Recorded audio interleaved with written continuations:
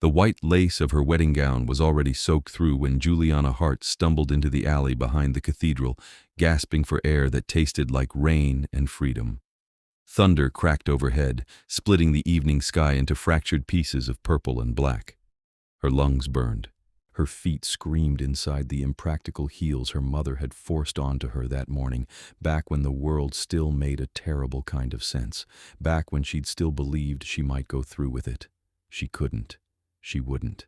Not to Marcus Whitley, not to his cold hands and colder smile, not to the future her father had sold her into to save his failing business. The rain fell harder, washing the carefully applied makeup from her face in rivers of foundation and tears. Juliana pressed one hand against the brick wall to steady herself, feeling the rough texture bite into her palm. Behind her she could hear shouting, her father's voice booming and furious, her mother's higher-pitched wail.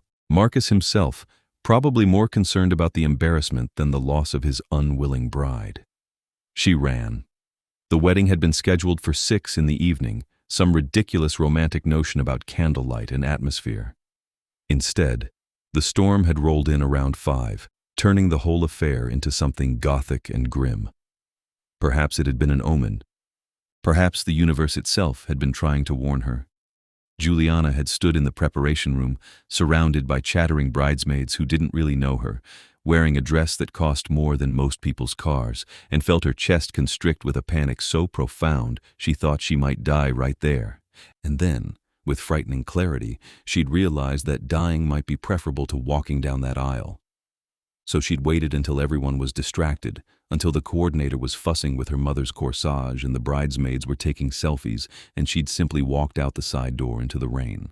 Now she was blocks away from the cathedral, her dress a sodden weight dragging at her legs, her hair a ruined mess plastered to her skull. She had no phone, no money, no plan. Just the wild animal need to get as far away as possible. The city looked different in the rain, darker and stranger. Juliana had lived here all her life, but she'd rarely been out alone at night, and never in this part of town. The streets here were narrow, lined with buildings that seemed to lean inward conspiratorially. Antique shops with dusty windows, a bookstore that looked permanently closed, a wine bar with velvet curtains drawn across the glass. She turned down another street, her heels clicking against wet cobblestones. This area was older, preserved from some earlier century, all wrought iron and gas lamps that had been converted to electric but still maintained their vintage charm. In daylight, it was probably charming. In the storm, it felt like stepping into another world entirely. Juliana's breath came in ragged gasps. She couldn't run much farther. Her body, pampered and underused, was already approaching its limits. She'd never been athletic, had never needed to be. Her life had been carefully controlled, carefully managed, carefully suffocated. A car turned onto the street behind her, its headlights cutting through the rain. Juliana's heart seized. They'd found her. Of course they had.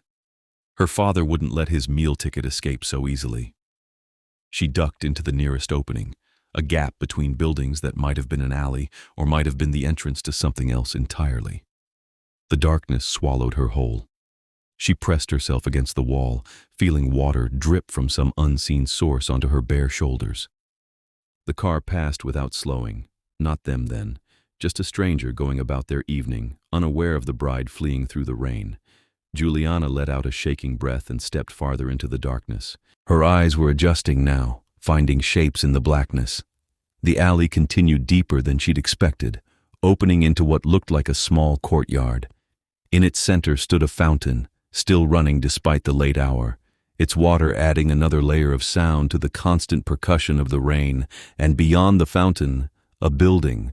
It rose up like something from a dream or a nightmare, all stone and stained glass and impossible architecture. Not a church, though it had that same quality of hushed reverence.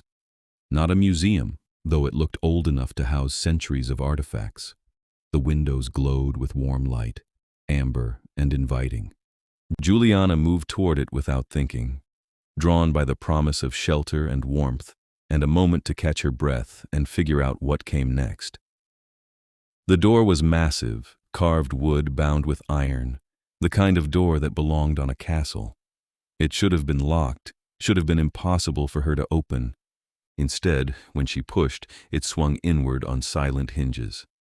The warmth hit her first, a wave of heated air that smelled of candle wax and old books, and something else, something darker and sweeter that she couldn't identify. Then the light, golden and soft, coming from actual candelabras mounted on the walls. And finally, the space itself. She was standing in an entrance hall that belonged in a different century. The floor was polished marble, black and white in a checkerboard pattern. The walls were paneled in dark wood, hung with paintings of stern-faced people in old-fashioned clothing. A staircase curved upward into shadow, its banister carved with intricate designs that might have been flowers or might have been something more sinister. "Hello?" Juliana's voice came out small and uncertain. No response. The building felt empty, though the lit candles suggested someone had been here recently. She should leave. This was someone's private property, clearly, and she was trespassing, dripping rainwater all over their antique floor. But where would she go? Back into the rain, into the night, into the arms of the people chasing her. She moved deeper into the hall, leaving a trail of water behind her. There had to be someone here, someone she could explain herself to, someone who might take pity on a desperate runaway bride. "I would not advise going any farther." The voice came from everywhere and nowhere, smooth as silk and cold as winter. Juliana spun, her wet dress tangling around her legs, and found herself facing a man who had not been there a moment before. No, not a man. She knew it instantly, though she couldn't have said how. Something in the way he stood, perfectly still in a way humans never were. Something in his eyes, which caught the candlelight and reflected it back like an animal's. Something in the sheer presence of him, the way he seemed to occupy more space than his physical form should allow. He was tall, dressed in black that made his skin look even paler in contrast. His hair was white, not the white of age, but the white of snow, of marble, of things that had never held color. It fell to his shoulders in a sleek curtain that somehow remained perfectly dry despite the damp air. His face was beautiful in a way that made her chest ache, all sharp angles and perfect symmetry, ageless and ancient at once. "You're trespassing," he said, and though his tone was mild, she heard the danger beneath it. "I'm sorry." The words tumbled out. "I didn't know. I was running. There was a wedding. My wedding. But I couldn't. I just couldn't. And I ran. And I ended up here. And the door was open, and I just needed somewhere dry for a moment. I'm sorry. I'll leave." She was backing toward the door as she spoke, but he moved faster than her eyes could track, suddenly between her and the exit without appearing to have crossed the distance. "It's raining," he observed, tilting his head slightly as if this was a fascinating puzzle. "You're soaked through. And you were fleeing a wedding. Your own wedding, you said." "Yes." Juliana was shaking now, from cold or fear or the adrenaline finally wearing off. "I didn't want to marry him. My father arranged it. I tried to tell them, but nobody listened. Nobody ever listens. And I just ran." The man's eyes moved over her, taking in the ruined wedding dress, the smeared makeup, the bare feet that she only now realized were bleeding from her discarded heels somewhere blocks ago. "You're human," he said, and something in his voice suggested this was unusual, perhaps even problematic. "Yes?" It came out as a question because nothing about this conversation made sense. "And you stumbled into the court of shadows, dripping rainwater and desperation." He seemed almost amused now. The universe has a sense of irony. "Court of shadows?" Juliana echoed. "Is that what this place is called?" "Among other things." He moved closer, circling her slowly, and she found herself frozen in place like prey before a predator. "You don't know where you are, do you? You don't know what I am." "No," she admitted, because lying seemed both pointless and dangerous. He stopped in front of her, close enough that she could see her reflection in his eyes. Close enough to see that he cast no breath in the cool air, created no fog the way her ragged breathing did. "My name is Castellan Shadowborn," he said, and the name seemed to echo in the space between them. I am the vampire king of this region, and you have just entered my domain uninvited during a council meeting, wearing a wedding dress and smelling of fear and rain. So tell me, Juliana Hart, what am I supposed to do with you?" She should have been terrified. Some part of her was, the rational part that understood what vampire meant, what danger she'd stumbled into. But another part, the part that had fled her wedding and run into the storm, felt a strange sort of calm settle over her. "You know my name," she said. "You're wearing it on a ribbon around your waist, monogrammed. Quite tasteless, really." His lips curved slightly. "Though I suppose you didn't choose it." "I didn't choose any of it." The words came out bitter. "The dress, the venue, the groom, none of it was mine." Castellan studied her for a long moment, something shifting in his expression. "No," he said softly. "I don't imagine it was. The Harts are an old family, old-fashioned in all the worst ways. I remember your great-grandfather. He was similarly fond of treating his children like property." "You remember my great-grandfather?" The impossibility of it struck her. "How old are you?" "Old enough to recognize desperation when it drips on my floor." He gestured, and a door that Juliana was certain hadn't been there before swung open. "Come. You're freezing and bleeding, and I can't have you dying of exposure or blood loss in my entry hall. The council would never let me hear the end of it." She hesitated. Every story she'd ever heard about vampires suggested that following one deeper into their lair was a terrible idea. But every story she'd heard about dutiful daughters suggested marrying a man she didn't love was the right thing to do. And look where that had gotten her. Besides, she was already inside, already seen. If he wanted to hurt her, he didn't need her cooperation. Juliana followed him through the door. The room beyond was smaller, more intimate. A sitting room, she thought, though unlike any she'd seen before. The furniture was antique but well-maintained, upholstered in deep burgundy and black. A fire burned in the hearth, real flames dancing over what looked like actual logs. More candles provided additional light, their flames steady and bright. "Sit," Castellan commanded, gesturing to a chair near the fire. Juliana sat, too exhausted to do anything else. The heat from the flames felt like heaven against her frozen skin. Castellan disappeared through another door, moving with that same unsettling speed, and returned a moment later with towels and what looked like a first aid kit. He knelt in front of her, which seemed wrong somehow, a king kneeling before anyone, and reached for her foot. "May I?" he asked, and the courtesy surprised her enough that she nodded. His hands were cold, but gentle as he examined her feet. The cuts weren't deep, just scraped raw from running on cobblestones. He cleaned them with efficient movements, applied antiseptic that stung enough to make her hiss, and wrapped them in gauze. "You'll live," he pronounced, sitting back.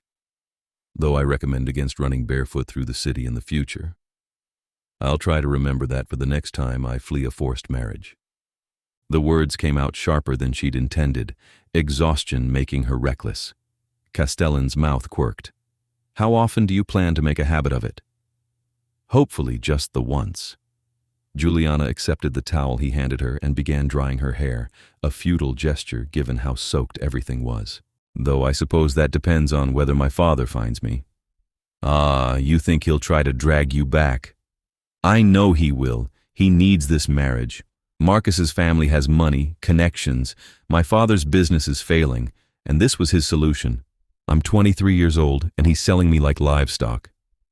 She hadn't meant to say all that, to spill her misery to a stranger, a vampire king who probably had better things to do than listen to her problems.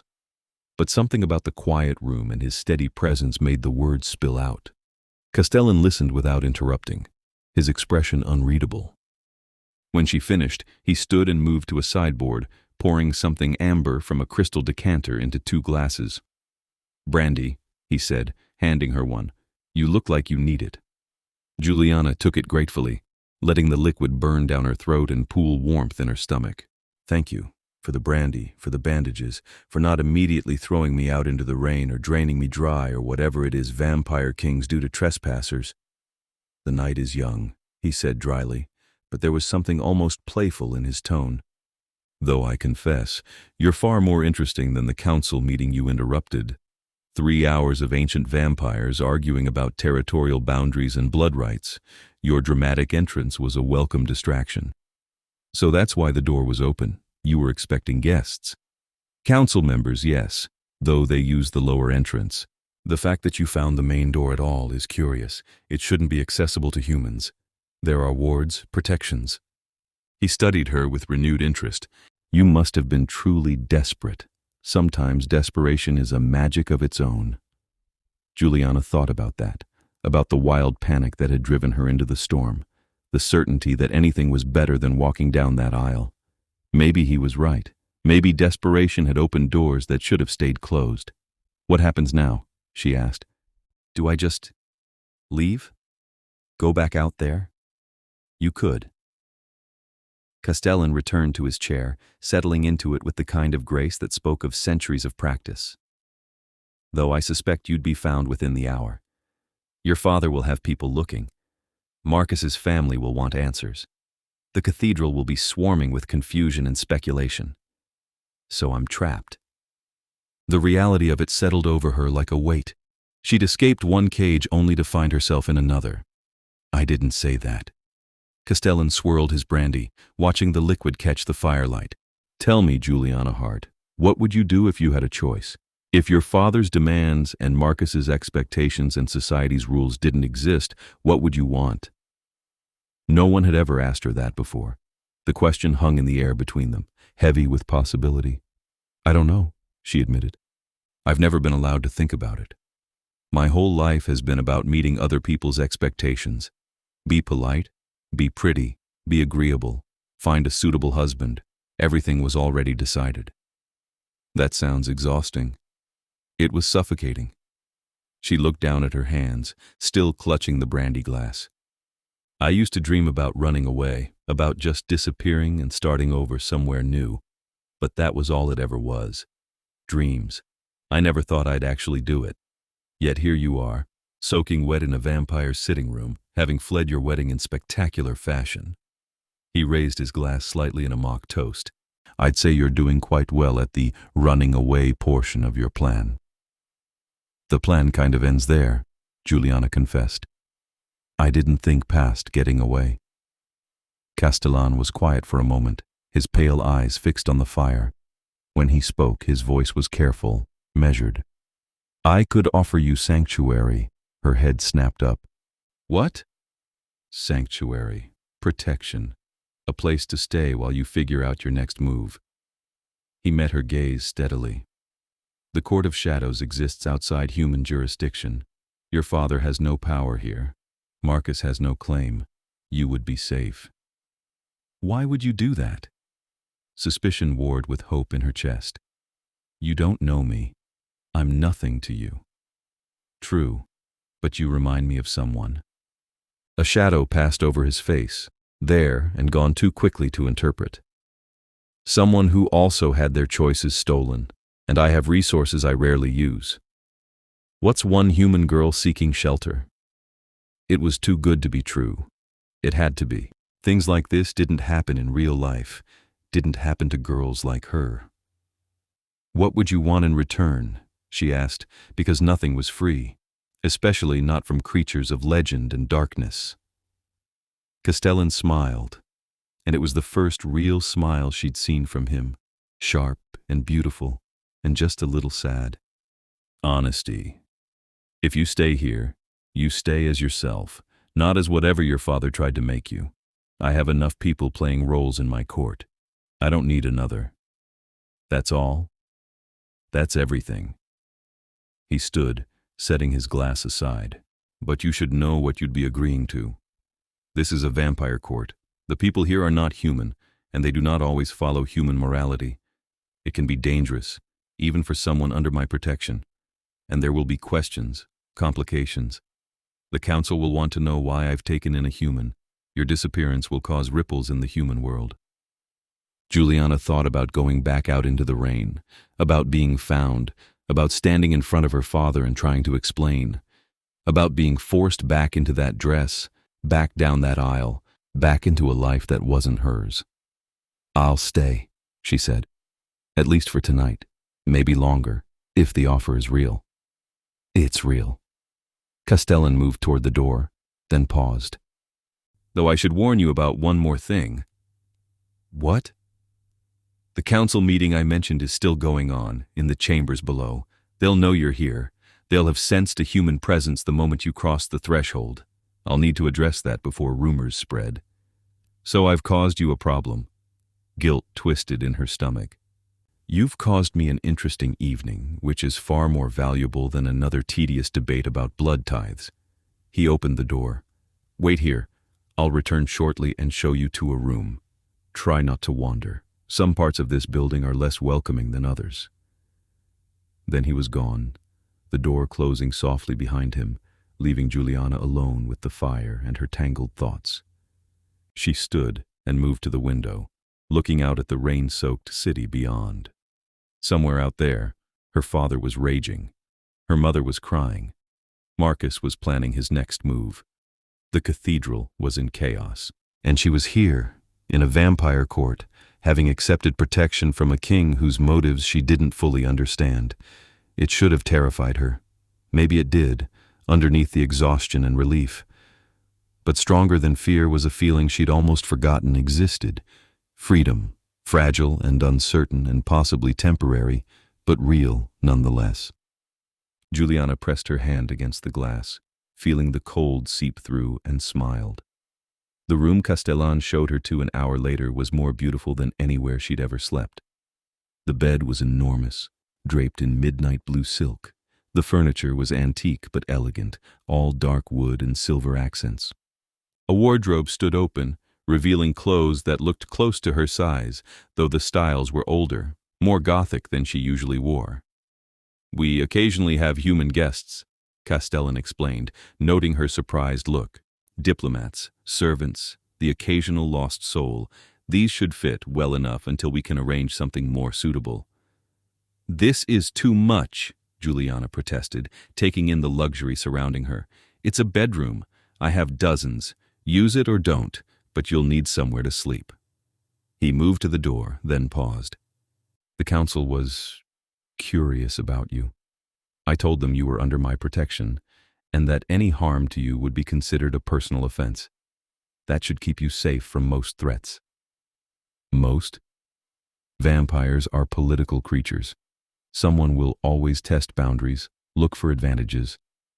But I meant what I said. While you're here, you're under my protection. That's not a small thing. Juliana believed him. There was something in the way he spoke, in the weight behind his words, that made promises feel like ironclad contracts.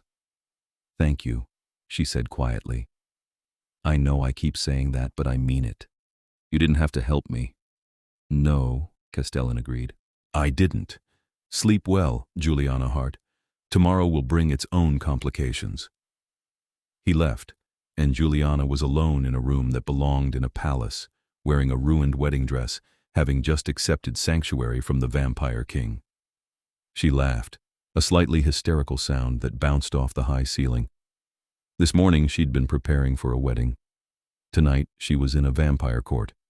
If anyone had told her this was how her day would end, she would have thought them insane. Juliana stripped off the wedding dress with relief, letting it pool on the floor in a soaked mass of lace and satin and failed expectations. She found a nightgown in the wardrobe, soft cotton that smelled faintly of lavender, and pulled it on. The bed was as comfortable as it looked, the mattress yielding perfectly beneath her weight. She should have been too wired to sleep, too aware of where she was and what had happened. But exhaustion pulled her under like a tide, and she sank into darkness without dreams. She woke to sunlight, which seemed wrong somehow. Shouldn't a vampire's court be eternally dark, all shadows and candlelight? Juliana sat up, momentarily disoriented, before memory crashed back. The wedding, the rain, Castellan, all of it real, all of it actually happened. The room looked different in daylight, less Gothic and more simply elegant.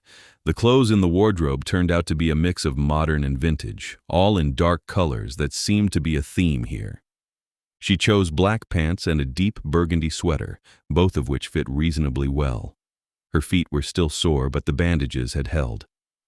She'd need shoes eventually, but for now the thick carpet made going barefoot tolerable. The question was what to do next. Castellan had said to wait, but he hadn't specified where or for how long. Did she stay in the room? Venture out? Call for someone?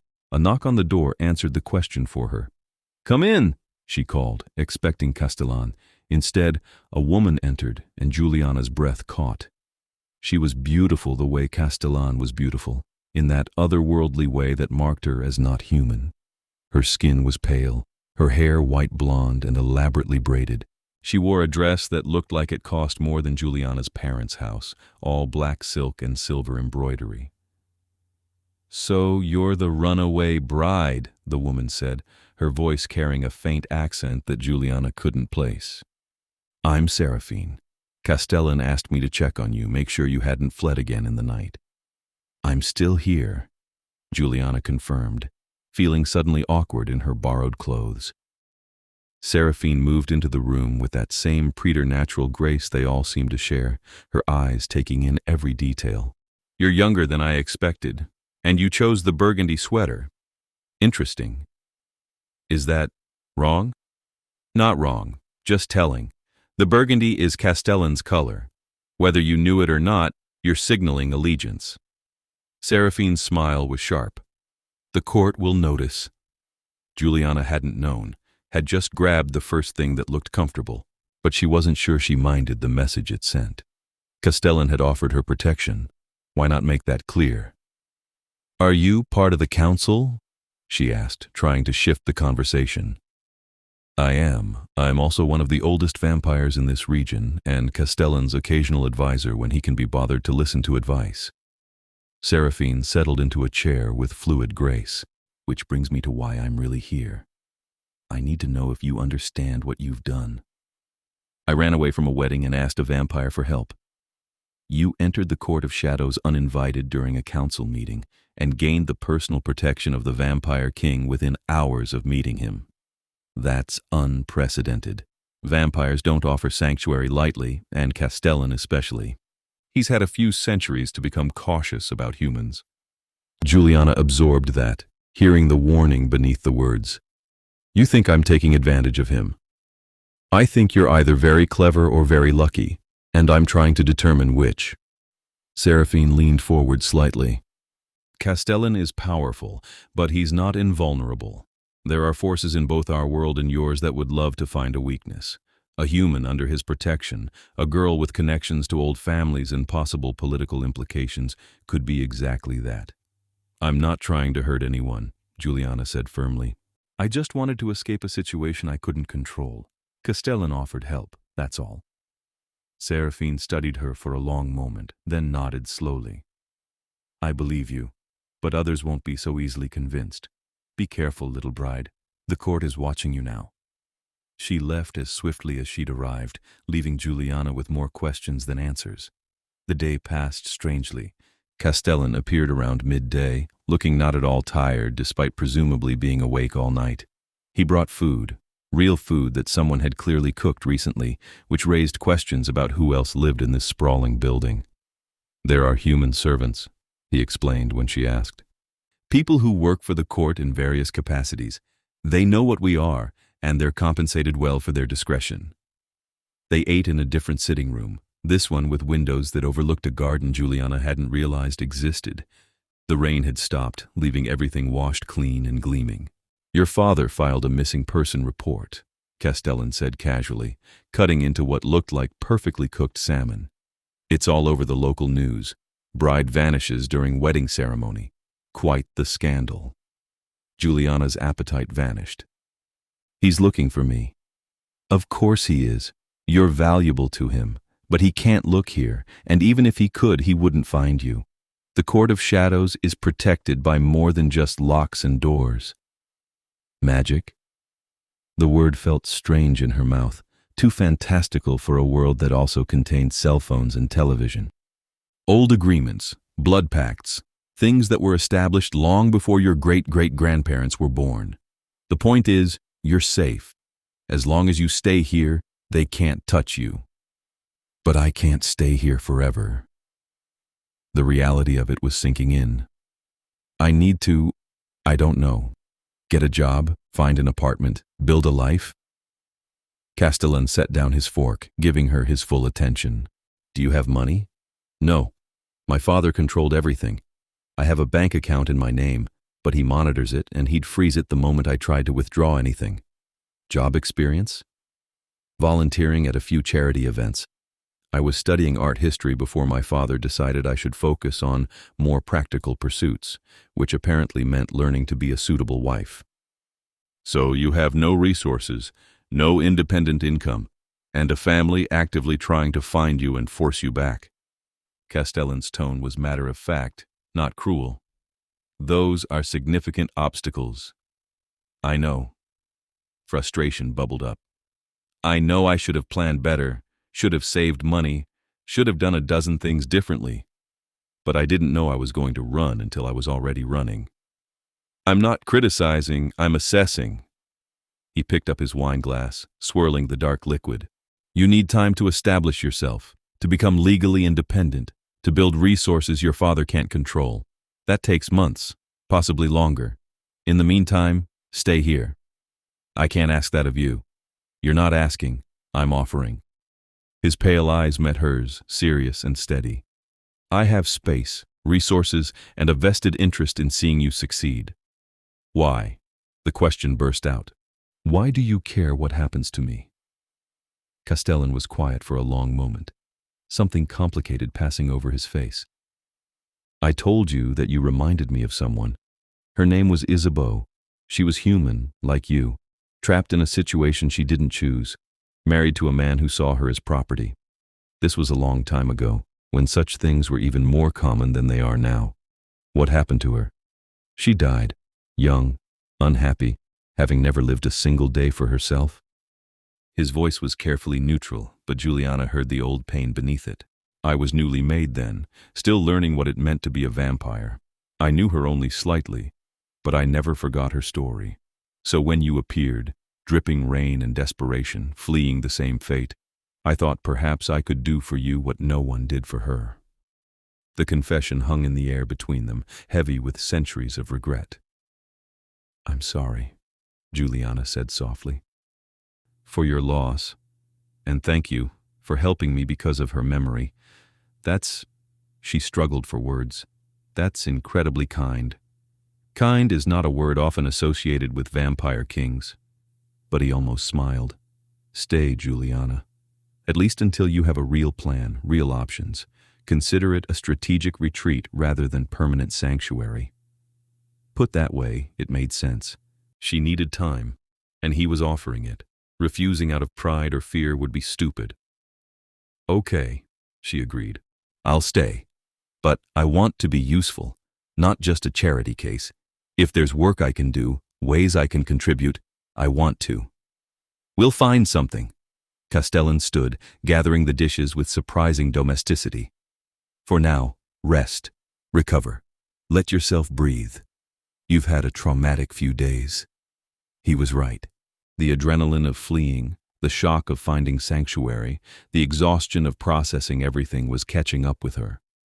Juliana felt wrung out, emotionally raw in a way that made her bones ache.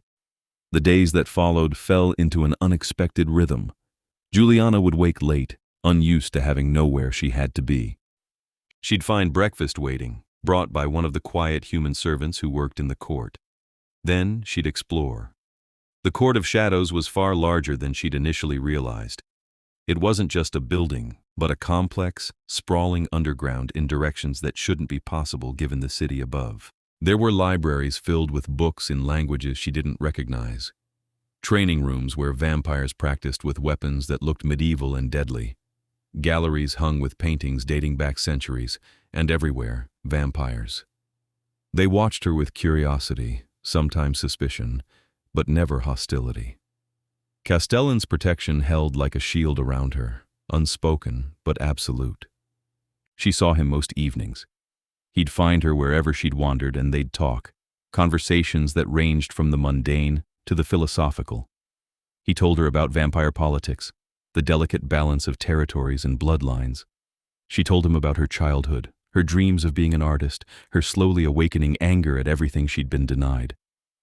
"Your father is still looking," he mentioned one evening, about a week after she'd arrived. "He's hired a private investigator. They're checking hotels, questioning your friends." "I don't really have friends," Juliana admitted. "Just people I knew from the social circles my parents moved in. They were never really mine." "That sounds lonely." It was. She'd never really admitted it before, even to herself. "I was alone in a crowd for most of my life." Castellan was quiet, and when she looked over, she found him watching her with an expression she couldn't quite read. "What?" she asked. "Nothing. Just thinking that loneliness is universal, whether you're human or vampire, surrounded by people or not." There was a story there, she thought, something in his past that resonated with her confession. But he didn't elaborate and she didn't push. 2 weeks after her arrival, Seraphine appeared again, this time with a proposition. "The court needs someone to catalog the art collection," she announced without preamble. "It's been neglected for decades, and we're hosting a gathering next month. Having accurate records would be helpful. Castellan suggested you might be interested." Juliana's heart leapt. Art history, actual work, something she was trained for. "Yes, absolutely, yes." "It's a massive undertaking," Seraphine warned. "Hundreds of pieces, some of them centuries old. You'd be working with fragile, valuable items." "I understand. I'll be careful." And just like that, she had a purpose beyond simply existing in Castellan's court. She threw herself into the work with desperate enthusiasm, cataloging paintings and sculptures and tapestries that belonged in museums. Some of the pieces took her breath away, old masters she'd only ever seen in textbooks, hanging casually in vampire hallways. She lost track of time in the work, finding a satisfaction she'd never experienced in her carefully controlled former life. This was hers, her knowledge and effort making something tangible and useful. Castellan would sometimes find her in the galleries late at night, surrounded by reference books and sketches. "You're going to exhaust yourself," he'd say, but there was approval in his voice. "I love it," she'd reply, and mean it absolutely. 3 weeks in, everything changed. Juliana was working in one of the upper galleries, carefully examining a tapestry that might have been French, might have been Flemish, when she heard raised voices below. "This is insane, Castellan. You can't keep her here indefinitely." She recognized that voice. Her father. Her blood turned to ice. She moved to the gallery railing, looking down into the entrance hall where she'd first met Castellan. Her father stood there, red-faced and furious, flanked by 2 men she didn't recognize. And facing them, perfectly calm and utterly unmoved, was Castellan. "I can, actually," Castellan said, his voice carrying that absolute authority she'd heard before. "This is my territory, and she is under my protection. You have no power here. She's my daughter. My property under the law until she marries. Your daughter is 23 years old, well past the age of majority. She has the right to refuse a marriage, and she exercised that right rather spectacularly." Castellan's tone was ice. "You have no legal claim." "I have every claim. She's cost me a fortune in wedding expenses, humiliated me in front of the entire city, and destroyed a beneficial alliance. She owes me." "She owes you nothing." And now there was an edge to Castellan's voice, something dangerous and ancient. "You tried to sell her to save your failing business. That's not a father's love. That's trafficking." One of the men with her father reached for something, maybe a weapon. He didn't get far. Castellan moved, that impossible vampire speed, and suddenly the man was on the floor, Castellan's hand around his throat. "I wouldn't," Castellan said softly. "This is a vampire court. You're here on sufferance, and that sufferance just ran out. Leave, now, and don't come back." "You can't keep her prisoner," her father blustered, but he was backing toward the door. "I'm not keeping her prisoner. She's free to leave any time she chooses, but she won't be leaving with you." Castellan released the man on the floor, who scrambled up and away. "Juliana!" She'd been spotted. No point hiding now. Juliana moved to the top of the stairs, looking down at her father for the first time in weeks. He looked older, she thought, tired and angry and desperate. "Juliana, this nonsense has gone on long enough," he called up. "Come home. We'll forget this happened." "No." Her voice was steady, stronger than she'd expected. I'm not coming home. I'm not marrying Marcus. I'm not doing any of it. You ungrateful girl. After everything I've done for you. You mean after everything you've done to me? The anger was rising now, weeks of processing and healing giving her strength.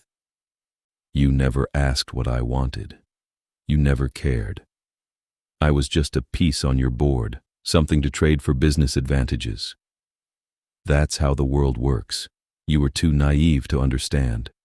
No, that's how your world works, and I'm not part of it anymore. Her father's face twisted with rage, but before he could respond, Castellan was there. Between them, a wall of calm authority. This conversation is over. Leave my court. If you return, I won't be so generous. There must have been something in his tone, some unspoken threat, because her father went pale. He turned and fled, his companions scrambling after him. The door slammed shut, leaving silence in its wake. Juliana realized she was shaking. She gripped the railing, trying to steady herself. Castellan appeared beside her, having crossed the distance without sound. Are you all right? I don't know. The words came out strangled. How did he find me? I don't know. The ward should have kept him away, but determination is its own kind of magic. I'll reinforce the protections, make sure he can't get this close again. He looked so angry. She was still processing the encounter, the venom in her father's voice. He's losing control, and men like him don't handle that well. Castellan's hand came to rest on her shoulder, warm despite his vampire nature. But he can't touch you here. I meant what I said. You're under my protection. Juliana turned to face him and found him closer than she'd realized. Close enough to see the silver flecks in his pale eyes, the perfect architecture of his face, the way he was looking at her with something that went beyond protectiveness into territory she didn't dare name. Thank you, she whispered, for defending me, for not making me face him alone. You were doing fine on your own. That speech was quite effective. A smile ghosted across his lips. But I wasn't going to let him intimidate you in my own hall. They stood there for a moment, something electric humming in the space between them. Then Castellan stepped back, breaking the spell. Come. I think you've earned a drink after that. They ended up in the sitting room where she'd first been brought, sitting by the fire with glasses of wine that probably cost more than most people's monthly salaries. He'll come back, Juliana said quietly. My father doesn't give up easily. Neither do I. Castellan swirled his wine, watching the firelight play through it. Though he's right about one thing. We can't maintain this status quo indefinitely. Eventually, you'll need to formally establish your independence, legally and financially. How do I do that when I have nothing? You have skills, intelligence, determination. Those are worth more than money in the long run. He set down his glass. And you have allies. I meant what I said about helping you build a life. That wasn't conditional on you hiding here forever. What if I wanted to stay? The words slipped out before she could stop them. Not hiding, but here, working, being part of this place. Castellan turned to look at her, something complicated in his expression. Is that what you want? To live in a vampire court?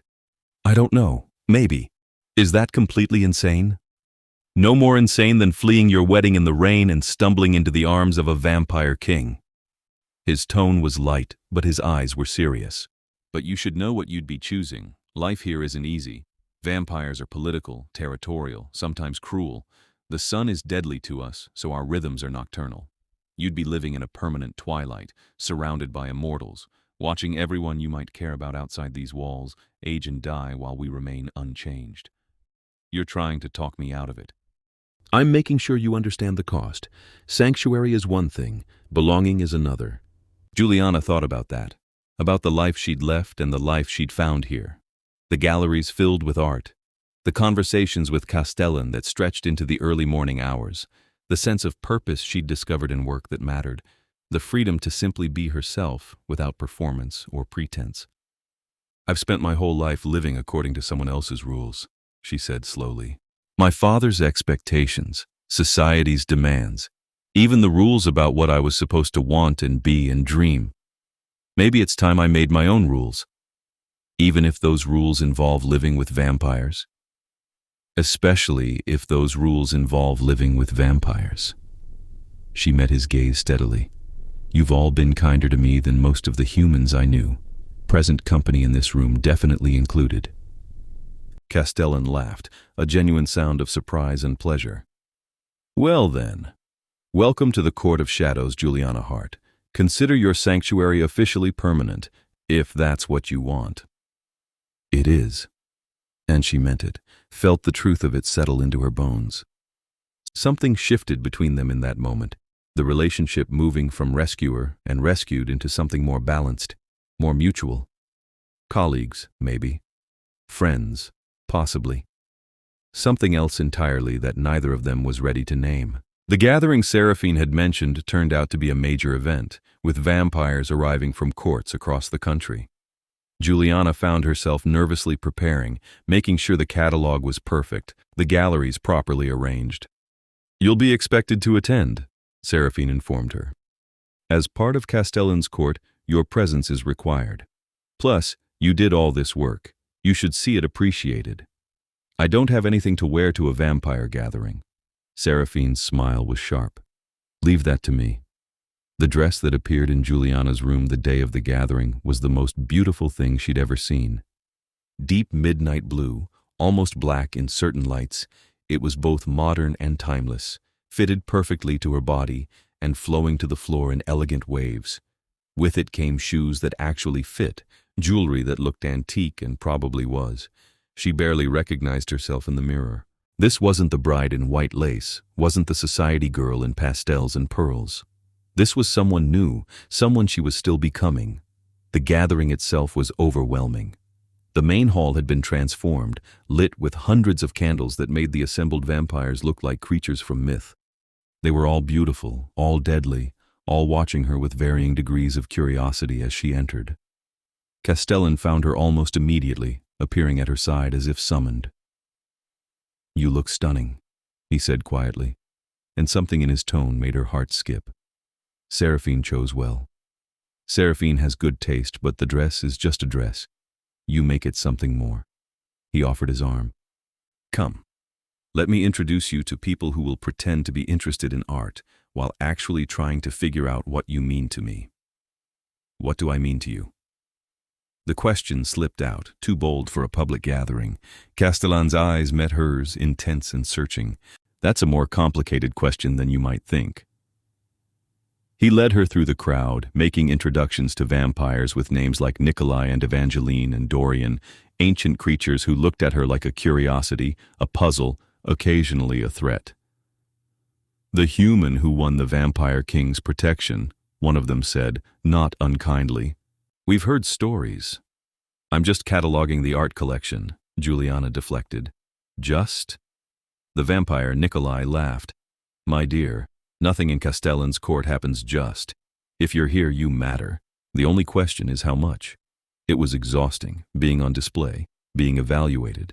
But it was also exhilarating, being part of something bigger and stranger than her old life had ever allowed. Midway through the evening, Castellan pulled her aside, into one of the quieter galleries where a few vampires were examining the art she'd catalogued. You're doing wonderfully, he said. Half of them are intimidated by you, the other half are fascinated. It's perfect. I'm just being myself, though she was learning to be bolder than her old self would have dared. Exactly. He turned to face her fully, and in the dim light of the gallery, he looked almost otherworldly. Juliana, I need to ask you something. All right. How much do you know about vampire bonds? The question surprised her. Almost nothing. Why? Castellan looked uncomfortable, which was strange on someone usually so controlled. Vampires can form connections with certain humans. It's rare, but it happens. A recognition of compatibility, of complementary natures. When it happens, it's intense, almost magnetic. Understanding dawned slowly, then all at once. You think we have that? A bond? I think something is happening between us that goes beyond simple friendship or protector-protected. I've felt it growing over the past few weeks, and I think you have too. His pale eyes searched her face. Am I wrong? She should deny it, should protect herself, should keep this simple.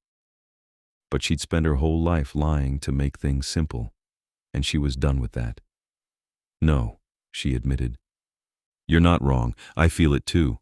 I thought it was just gratitude or attraction or some kind of trauma response, but it's more than that, isn't it? Much more. If we were to acknowledge it, to act on it, it would change everything. Bonds like this don't happen casually. They're deep, lasting, often permanent. Permanent. Her heart was racing now. Not in the sense that you'd be trapped. You'd always have choice, but the connection doesn't fade, doesn't weaken with time. If anything, it strengthens. He stepped closer, and she could feel the cold that radiated from him, the otherness that made him something beyond human. I need you to understand what you'd be choosing. A relationship with me means a relationship with what I am. A vampire king with centuries of baggage, political complications, and a nature that includes drinking blood to survive. I know what you are. And she did, had known from the first moment she saw him. Do you know what I'm offering? Not just protection, not just a place to stay, but a real partnership, a real connection. My court would become yours. My enemies would become yours. My long, lonely existence would become less lonely, but you'd be tying yourself to someone who will watch you age while I remain unchanged. The weight of it pressed down on her. This wasn't a simple romance, wasn't a fleeting passion. This was a choice that would define the rest of her life. Can I think about it? She asked. Not because I don't know what I feel, but because this is enormous, and I want to be sure I understand all the implications. Of course, relief crossed his face. Take all the time you need. I've waited centuries. I can wait a bit longer. But that night, lying in her bed, Juliana found she didn't need more time. She knew what she wanted, had known it for weeks. Maybe had known it from the moment he'd knelt to bandage her feet with gentle hands. She was falling in love with a vampire king, and the terrifying part was that it felt like the most natural thing in the world. The next evening, she found Castellan in his study, surrounded by papers and looking uncharacteristically tired. Council business, he explained at her questioning look. Territorial disputes, blood right claims, the usual tedium. Can I help? Not unless you've developed a sudden passion for vampire law. He set down his pen. Did you need something? I have an answer to what you asked last night. He went very still, his full attention suddenly on her. All right. Yes. The word came out steady, sure. Yes to the bond, to whatever this is between us. Yes to staying, to being part of your court, to building something here.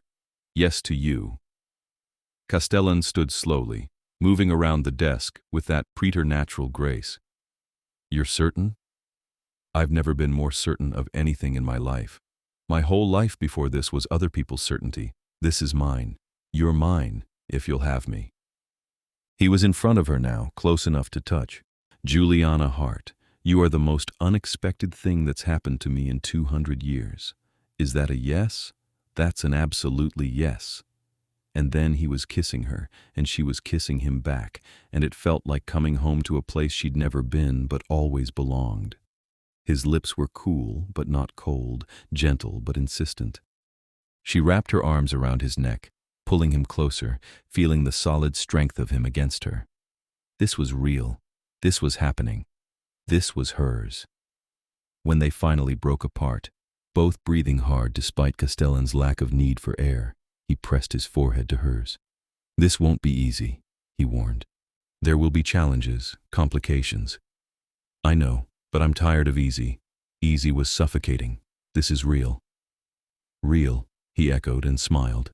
Yes, this is definitely real. The bond, once acknowledged, grew stronger with frightening speed. Juliana found herself aware of Castellan in ways that went beyond normal perception. She knew when he was troubled, when he was amused, when he was thinking of her. And he seemed equally attuned to her, appearing whenever she needed him, responding to moods she hadn't voiced. It's the bond settling, Seraphine explained when Juliana asked. You're becoming linked on a level deeper than physical. It's rare, precious. Also, occasionally annoying when you can't hide anything from each other. Have you ever had a bond? Once, a very long time ago. Seraphine's expression went distant. It ended badly, but I don't regret it. Some things are worth the pain. Juliana hoped they wouldn't have to test that particular theory. Her father made one more attempt to contact her, sending letters through lawyers demanding she return home, threatening legal action, claiming she was mentally unstable. Castellan's lawyers, older and far more experienced than any human attorney, shut it down with ruthless efficiency. He has no legal standing, Castellan reported. You're of age, you left of your own free will, and you're not being held against your will. His case is dead in the water. What about Marcus, the Whitleys? They've moved on, apparently.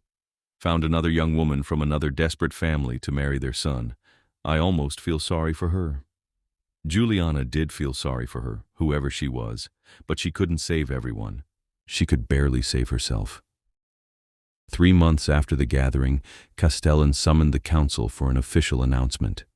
Juliana stood beside him in the main hall, wearing another of the beautiful dresses that had become her wardrobe, and listened as he proclaimed their bond to the assembled vampires. Juliana Hart is no longer merely under my protection, Castellan announced, his voice carrying authority and finality. She is my bonded companion, my partner, and a full member of this court. Any offense against her is an offense against me. Any honor done to her is an honor done to me. She speaks with my voice when I am absent, and her word is law within these walls. It was more than she'd expected, more power and status than she'd imagined. The vampires bowed, acknowledging her new position, and Juliana felt the weight of it settle onto her shoulders. Later, in private, she asked Castellan if he'd gone too far. Not far enough, if anything, he replied. You're mine, and I'm yours. The court needed to know that in terms they couldn't misinterpret. You're not a pet or a protege, you're my equal. I'm human, I'll never be truly equal to a vampire king. You're my bonded companion. That makes you more important than any vampire in this court except me. Don't underestimate what that means. She was learning not to. The vampires who'd been curious or suspicious now treated her with respect, sometimes deference. Seraphine became a genuine friend, teaching her the intricacies of court politics. The human servants welcomed her as one of the made good, living proof that the vampires could care about more than just blood and power. And through it all, Castellan was there, steady and patient and increasingly beloved. 6 months after she'd fled her wedding in the rain, Juliana woke to find Castellan watching her sleep, which should have been creepy but somehow wasn't. What are you thinking? She asked, voice rough with sleep. That I'm happier than I have any right to be. That you walked into my life wearing a ruined wedding dress and somehow made everything better. That I love you more than I thought possible after so many years of not loving anyone. Her breath caught. They'd been dancing around the word, had implied it in dozens of ways, but he'd never said it straight out. I love you too, she whispered. So much it scares me sometimes. Good scared or bad scared? Good scared, the kind that means something matters enough to hurt. He kissed her then, slow and deep, and she lost herself in the sensation of being loved by someone who would never grow old, never change, never leave.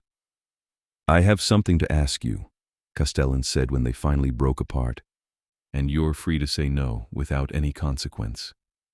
What? Would you want to become a vampire?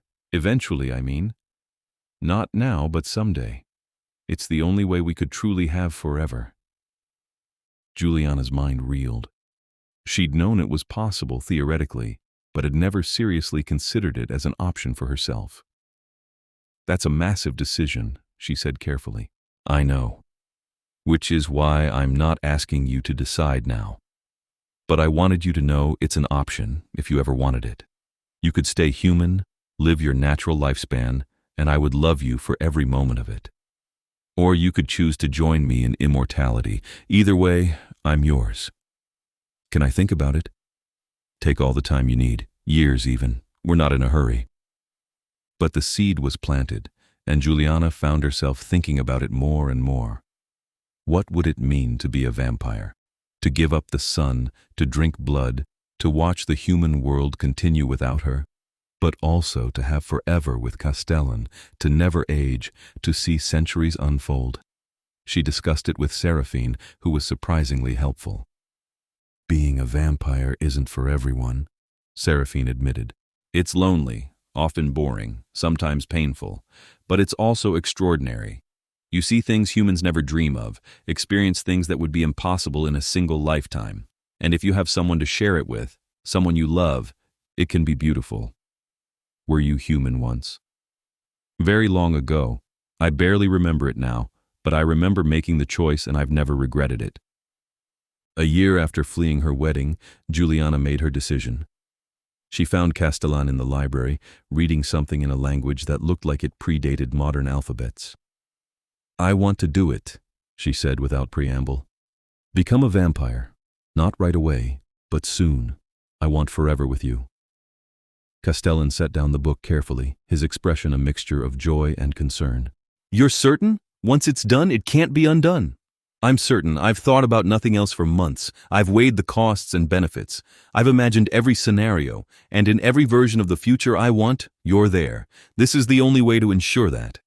He stood and crossed to her, taking her hands in his. It will hurt.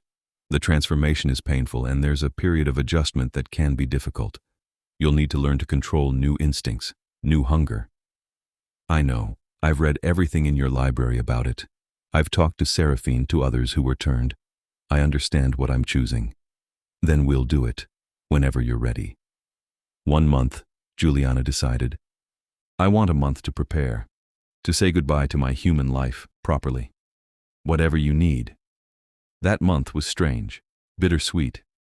Juliana found herself paying attention to things she'd taken for granted. The taste of food that she'd soon only drink blood. The warmth of sunlight that would become deadly. The simple fact of being human, with a heartbeat and breath and mortality. She wrote letters she'd never send, saying goodbye to the girl she'd been. She visited the galleries one last time in daylight, memorizing the way sun illuminated the old paintings. She walked through the garden, feeling grass under her bare feet, and knowing she'd never quite experience it the same way again. And she spent time with Castellan, learning everything she could about what she would become. You'll be stronger, faster. Your senses will sharpen to an almost painful degree at first. The hunger will be constant until you learn to control it. He was teaching her, preparing her. And the night will become your world. No more sunrises, no more lazy afternoons in the park. No more running from forced marriages in the rain, she countered. True, though I hope you're done with that particular hobby. I only needed to do it once. It led me to you. The night of her transformation, the entire court gathered. It was tradition, apparently, witnessing a turning. A reminder of what they all were. What they'd all chosen, or been forced into. Juliana stood in the main hall, wearing white for the second time in her life, though this white was her choice. Castellan stood before her, and his expression was solemn, almost sad. Are you ready? He asked quietly. Yes. It's going to hurt. I wish I could make it easier. I know. Do it. He pulled her close, and for a moment it was just a kiss, just his lips on her throat. Then pain, sharp and bright, as his fangs pierced her skin. The world tilted, spinning into darkness and sensation. She felt her blood leaving her body, felt herself growing weaker, felt the edge of death approaching. Then, different pain, liquid fire pouring into her veins as Castellan gave her his blood. It burned, consuming her from the inside out, rewriting everything she was on a cellular level. She screamed. She couldn't help it. The pain was beyond anything she'd imagined, beyond anything she could endure, and yet she had to endure it because there was no other choice now. And then, slowly, impossibly, it started to fade. The pain receded like a tide, leaving clarity in its wake. Juliana opened eyes that saw differently, sharper, catching details that had been invisible before. She heard heartbeats, dozens of them from the vampires watching, though vampires shouldn't have heartbeats. No, those were the human servants, hidden in the shadows, their pulses suddenly loud as drums. And she smelled blood, rich and intoxicating and everywhere. Easy. Castellan's voice grounding her. I'm here. Focus on me. She did, turning to face him, seeing him truly for the first time with vampire eyes. He was beautiful, had always been beautiful, but now she could see the power radiating from him, the age, the absolute authority of what he was. "How do you feel?" he asked. "Different. Strange. Hungry." The hunger was there, sharp and demanding, but manageable. "Is it always this intense?" "At first, it gets easier." He offered his wrist, already bleeding from where he'd bitten it open. "Drink. It will help." She did, and the taste of his blood was like nothing she'd ever experienced. Power and comfort, and home, all in one swallow. The hunger eased, settling into something she could control. When she finished, she looked around at the assembled court, seeing them all with new eyes. Seraphine, ancient and powerful. Nikolai, watching with approval. The others, vampires she'd come to know over the past year. "Welcome," Seraphine said formally, "to immortality." The first weeks were hard. Everything was too loud, too bright, too intense. Juliana had to relearn how to move without breaking things, how to control strength she'd never had before. The hunger was constant, demanding attention she struggled to manage, but Castellan was patient, teaching her, helping her adjust. And slowly, she adapted. She learned to hunt, to take blood from willing donors without harming them. She learned to move through the night like a shadow, to use her new speed and strength. She learned the politics of the vampire world from the inside, no longer an outsider looking in, but a member in her own right. And she learned what it meant to be truly bonded to Castellan, the connection deepening now that they were the same species, both immortal, both vampire. "How does it feel?" he asked one night, months after her transformation. As they stood in the garden under stars, she could now see with perfect clarity. "Like I'm finally who I was supposed to be all along," Juliana answered honestly. Like running from that wedding wasn't just escaping something bad, but running towards something perfect. Even with the cost, the sun, the mortality, the human life you gave up. Especially with the cost, nothing worth having is free. She turned to face him, taking in the beloved lines of his face that would never change, never age. "And you're worth everything." He kissed her then, deep and thorough, and she kissed him back with vampire passion and strength. 2 years after she'd fled her wedding in the rain, Juliana Hart stood in the main hall of the Court of Shadows, addressing assembled vampires from courts across the continent. She was no longer the frightened girl in a ruined wedding dress. She was Juliana Shadowborn now, having taken Castellan's name when they'd formalized their bond in vampire tradition. She was powerful, confident, comfortable in the skin she'd chosen. "The new territorial agreements are fair," she was saying, her voice carrying authority she'd earned through study and practice. "Each court maintains autonomy while agreeing to mutual defense pacts. It's the most stable arrangement we've had in decades." The vampires listened, some nodding, others looking thoughtful. They respected her now, not just as Castellan's bonded companion, but as a mind and force in her own right. When the meeting ended, Castellan found her in their private chambers, looking out at the night sky. "You were magnificent," he said, wrapping his arms around her from behind. "I was terrified," she admitted. "Old vampires are intimidating." "You're an old vampire now, at least in spirit." She laughed, leaning back against him. "I still feel new sometimes, like I'm playing dress-up in someone else's life. This is your life. You chose it, built it, earned it." He pressed a kiss to her temple. "And I'm grateful every night that you ran into my court in the rain. Best worst decision I ever made. Running from the wedding. Running straight into your arms." They stood together in comfortable silence, watching the city below continue its human rhythms, unaware of the vampire court hidden in its midst. Somewhere out there, Juliana's father was still living his life, still trying to control things beyond his reach.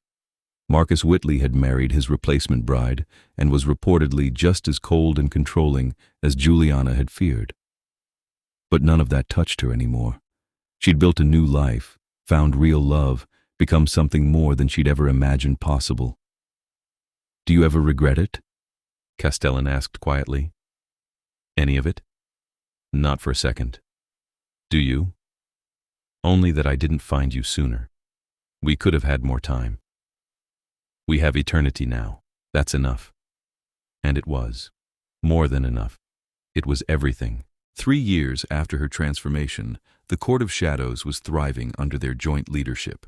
Juliana had taken over many of the diplomatic responsibilities, her human background giving her insights that Castellan's centuries of vampire existence sometimes missed.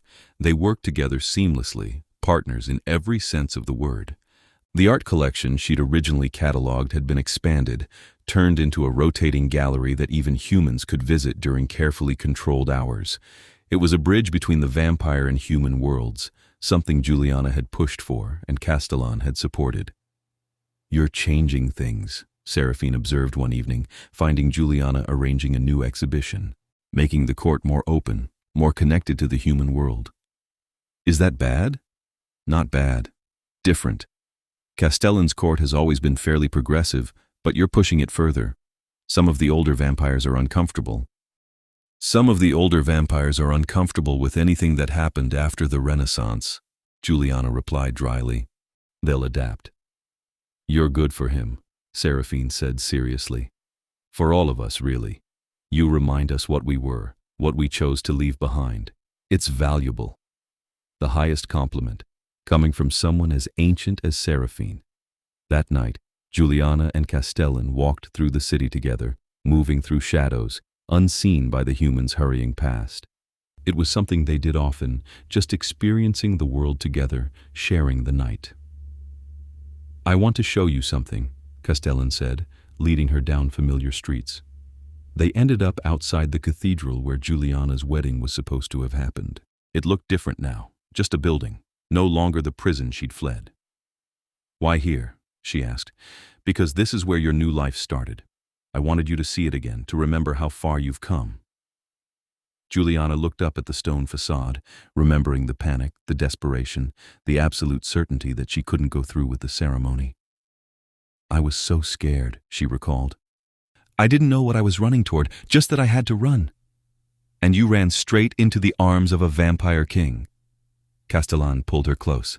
"Lucky for both of us." "Lucky," she agreed, "though I prefer to think of it as fate. Fate, luck, desperation, whatever it was, I'm grateful." He kissed her forehead.